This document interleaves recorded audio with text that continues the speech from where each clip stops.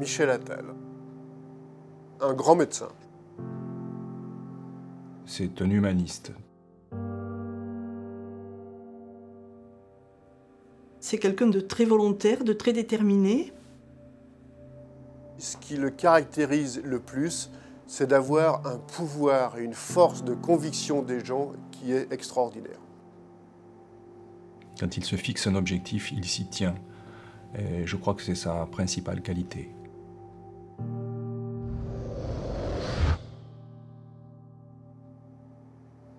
C'est un passionné, je crois, Michel.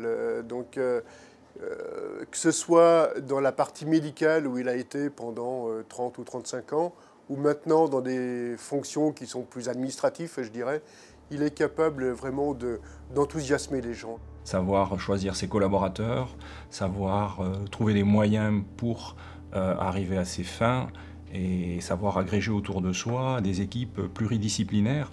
Donc il faut être un minimum créatif, je dirais. Il a contribué à créer un grand groupe national qui s'appelle l'IFM, l'intergroupe francophone du myélome. C'est plusieurs équipes, plusieurs dizaines, voire plusieurs centaines de personnes. Donc il faut effectivement avoir des qualités d'écoute, des qualités de respect des individus, des qualités de générosité.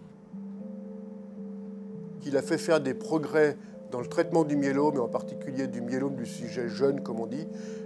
C'est la personne qui a le plus fait avancer le traitement de cette maladie chez les sujets jeunes dans le monde, très honnêtement.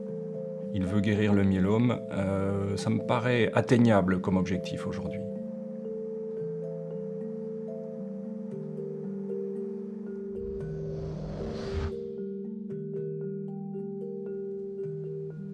Alors, le myélome, c'est une maladie hématologique qui se caractérise par la prolifération de cellules qui s'appellent les plasmocytes.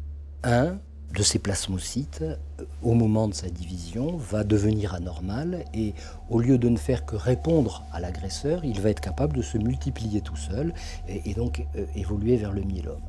C'est une maladie difficile pour les patients parce que extraordinairement douloureuse, ces fractures osseuses font mal, parce que très difficile à traiter par les moyens conventionnels, parce que les globules sont bas et que généralement les médicaments qu'on utilise pour traiter ce type de cancer ont encore tendance à faire tomber les globules, donc on est dans une situation de traitement qui est difficile, et puis particulièrement difficile parce que un certain nombre d'organes importants sont atteints, le rein, le cœur, on a tout un tas d'infections provoquées, donc il faut que pour les patients, cette maladie est vraiment difficile.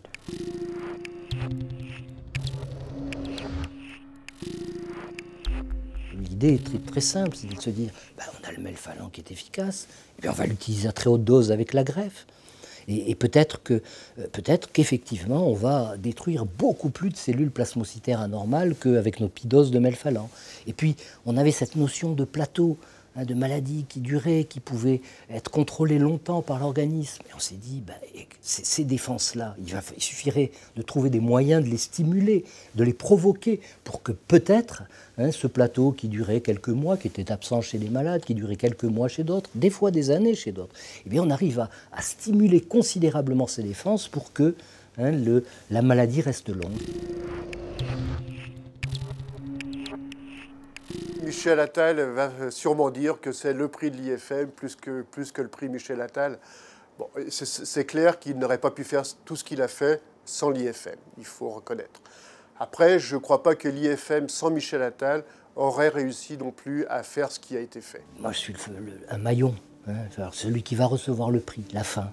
Ce n'est pas par hasard, c'est parce qu'il a véritablement une vision et un projet très construit de manière à faire avancer les choses de manière rationnelle, mais toujours aussi de manière humaine, en ne perdant jamais de vue l'intérêt du patient.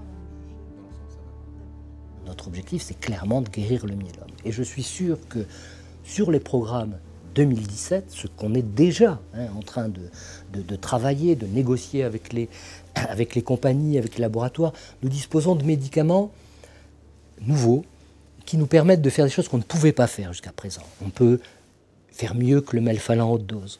On peut faire des traitements d'immunostimulation qui contrôle la maladie de manière beaucoup plus importante que ce qu'on ne faisait. On peut, grâce à Hervé, identifier à tout moment de la maladie ceux qui potentiellement vont être guéris. Ici, je veux que l'essai 2017 soit un essai qui aura comme objectif des taux de guérison.